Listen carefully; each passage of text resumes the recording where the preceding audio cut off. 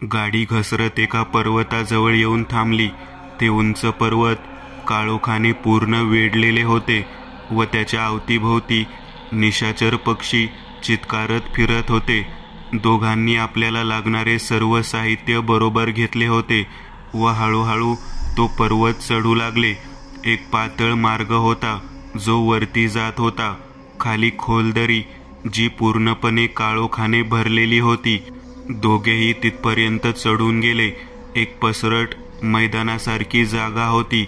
आजूबाजूला दगड धोंडे व काही वाकडी वाळलेली झाडे उभी होती. तिथून 50-60 पावलांवर दूर एक गुहा नजरेस पडत होती आणि त्यात काहीतरी हलकेसे चमकत होते. तिथेच ही तुटलेली मूर्ती ठेवायची आहे व ती जोडली जाईल. त्यानंतर रुद्र काही बोलणार. तोच पर्वतावरून एक मोठा दगड अचानकपणे गडगडत आला आणि चेंडूसारखा उडत दोघांच्या दिशेने सरकला. अंधारात काहीच कळत नव्हते, पण अचानक वीज अवकाशात कडाडली आणि तिथे क्षणभर उजेड निर्माण झाला. ती दगड ठळक दिसली आणि पुढच्याच वेळी दोघांनी बाजूला उडी घेतली. धान आपटत दगड गडगडत खोल दरीत निघून गेला. दोघेही जागचे उठले. वाचलो म्हणून त्यांचे हृदय धडधडणे सावरत होते. हवा अचानक तीव्र होऊ लागली व धुके भरमसाठ पसरले. ती जागा पूर्ण अंधारात गुडूप झाली. रुद्र व नितेशने आपल्या हातातील विजेरी चहूबाजूला फिरवली आणि पुढच्याच क्षणी विजेरीने काम करणे बंद केले. दोघेही दचकले व काहीतरी विचित्र आभासामुळे ते शहारून गेले. बाजूला अंधारात कोणीतरी खी खी करत हसले तर दुसऱ्या बाजूला त्याच वेळेस पैंजणाचा आवाज आला. अचानक काहीतरी त्यांच्या मागून सरकत निघून गेले आणि दोघेही दचकून फिरले. तोच मागे कोणीतरी क्षणभर येऊन उभे ठाकले आहे असे त्यांना जाणवले. रुद्र, काहीतरी विचित्र भास होत आहेत, कापऱ्या आवाजात नितेश म्हणाला. तोच समोर अंधारात एक काळी गडद आकृती उभी ठाकली.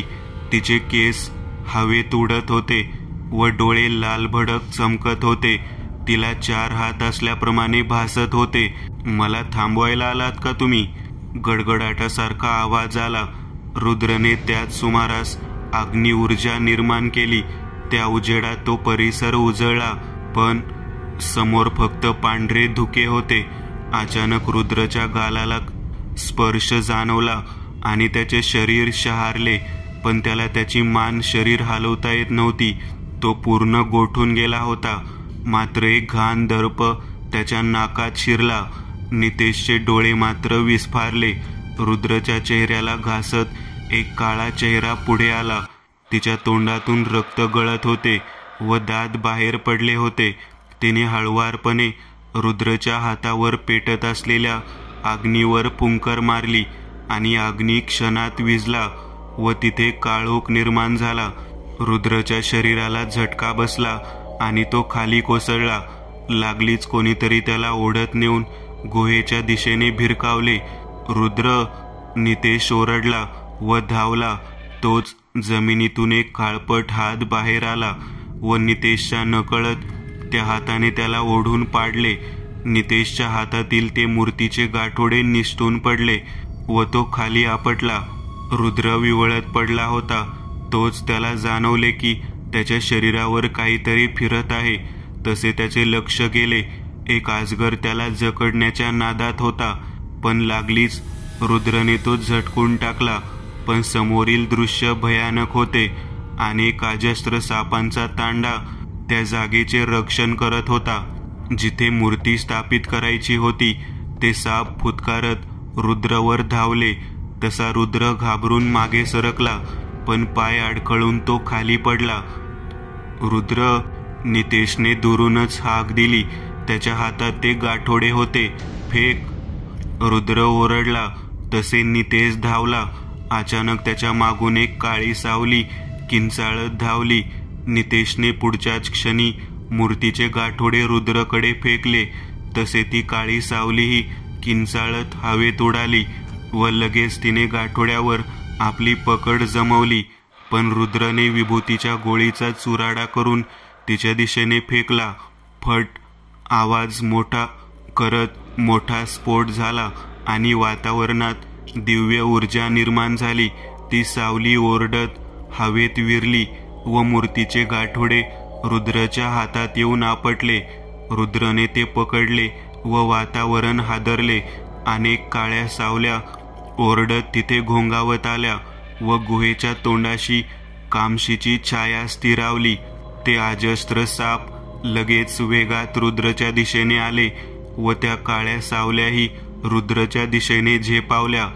पुढच्याच क्षणी अजगरांनी रुद्रला विळखा दिला व त्या दुष्ट शक्त्यांनी त्याच्यावर झडप घातली. वातावरण एकदम शांत झाले, जणू सर्वच संपले. नितेशही हताश होऊन खाली बसला व ओरडला. तोच रुद्रच्या शरीराने पेट घेतला व सर्व अजगर जळून खाक झाले.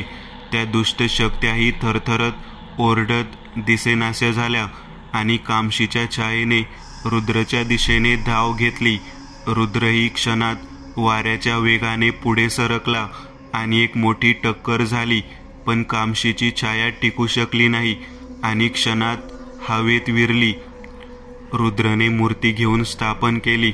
एक मोठा गडगडाट झाला आणि मूर्ती आपोआप जोडली गेली. तोच रुद्रच्या खांद्यावर विळखा बसला आणि कोणीतरी वेगात त्याला मागे फेकले. रुद्र 2-3 कोलांट्या खात जमिनीवर स्थिरावला. नितेश रुद्रजवळ धावला. त्याची थरथरती नजर गुहेतून बाहेर येणाऱ्या त्या भयानक आकृतीवर होती. तिचे डोळे आग ओकत होते, तोंडातून रक्त गळून खाली सांडत होते, दात धारदार होते, केस लांब सडक व हवेत भिरभिरत होते. गळ्यात पिशाच्यांच्या कवटीची कुचकी माळ होती. सर्व शरीर निळेशार होते. अंगावर अनेक आभूषणे व दागिने होते. ती आकृती एक वस्त्र होती. कमरेला अजगरांचा विळखा होता व पायावर सळसळती काळीमा होती. तिला दोन्ही बाजूंना 4 हात होते व प्रत्येकी हातात अमंगळ गोष्टी पडलेल्या होत्या. तिचे पाय ठिणग्या उडवत पुढे सरकत होते. रुद्र उठ! थरथरत नितेश रुद्रला हलवत म्हणाला. तेवढ्यात नितेशच्या शरीराला आपोआप झटका बसला व तो नेमका जाऊन पर्वतावर आपटला आणि घसरत खाली येऊन रक्तबंबाळ अवस्थेत शांत स्थिरावला. त्याच्या फक्त पापण्या हलत होत्या. रुद्रने हळूच मान वरती उचलली. ती भयानक आकृती त्याच्या नजरेस पडली. रुद्र थरथरत उठला व हळूहळू त्याचे शरीर हवेत उचलले गेले व त्याने पेट घेतला. तोच एक मोठा दगड येऊन त्याच्यावर आपटला आणि रुद्र एखाद्या चाऱ्याच्या पेंडीसारखा खाली दानकन आपटला व त्याचे शरीर एकदम शांत स्थिरावले. त्याच्या पापण्या हळूच बंद झाल्या. तुम्ही मला रोखायला आलात, आता मरा! विनाशिनी ओरडली. नितेश पडल्या जागेवरून तिच्याकडे पाहत होता. तुमचे कुटुंब अद्याप सुरक्षित आहे. आधी त्यांना मारते, मग तुम्हाला. ती बोलते ना बोलते तोच रुद्र व नितेशच्या घराचे दृश्य समोर तरळले. नितेश ते सर्व पाहून एकदम भावूक झाला. घरातील सर्व व्यक्ती एकदम भांबावून गेलेल्या होत्या, कारण कंपाऊंड वॉल शेजारी सर्व दुष्ट शक्तींच्या अधीन असलेली माणसे जोरजोरात किंकाळत विनाशनीच्या आदेशावरून जमली होती. अचानक भिंतीवर लावलेला पहिला सुरक्षा कवच फुटला. आता काय करायचे? घाबरलेल्या करणने म्हणजेच निकिता व दक्षच्या भावाने घाबरत विचारले. तेवढ्यात दुसराही सुरक्षा कवच फुटला आणि सर्व माणसे जी भिंतीजवळ उभी होती ती किंचाळली. निकिताने आपल्या मुलाला छातीशी कवटाळले. दक्षाही घाबरून गेली होती. सोबत तिचे आई वडीलही थरथरत उभे होते. तोच शेवटचा सुरक्षा कवचचा पत्रा फुटला आणि किंचाळत तो असंख्य दुष्ट शक्तींच्या अधीन असलेला घोळका भिंतीवरून उड्या टाकत आत शिरला. नाही!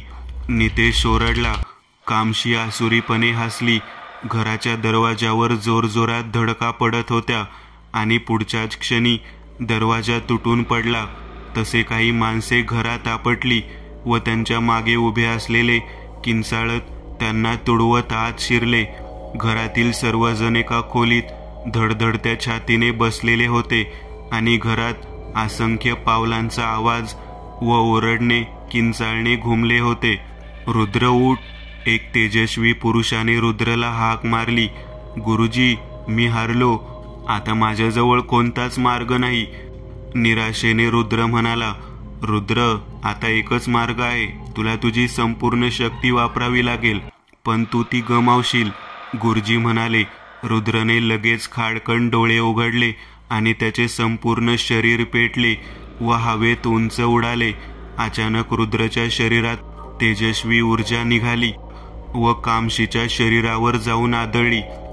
कामशी आसुरीपणे हसली, पण पुढच्याच क्षणी तिचे शरीर मेणासारखे वितळू लागले आणि क्षणात ती मोठ्याने ओरडली व धुरारूपाने हवेत जोरदार घोंगावत जाऊन ती मूर्तीत शिरली. जमीन हादरली व कंपित होऊन फाटली. क्षणात ती मूर्ती खोल जमिनीच्या गर्भात घोंगावत निघून गेली व जमीन पूर्ववत झाली. दरवाजा धडामकन तुटला आणि खोलीतील सर्वजण भीतीने ओरडले. ती माणसे किंकाळत आत शिरली, पण पुढच्याच क्षणी निर्जीव वस्तूप्रमाणे खाली धडाडली. त्यांच्या शरीरातून असंख्य काळ्या सावल्या दुष्ट आत्मे किंकाळत बाहेर पडले व खिडकी फोडून दिसेनासे झाले. सगळीकडे एकच ओरडणे घुमले होते.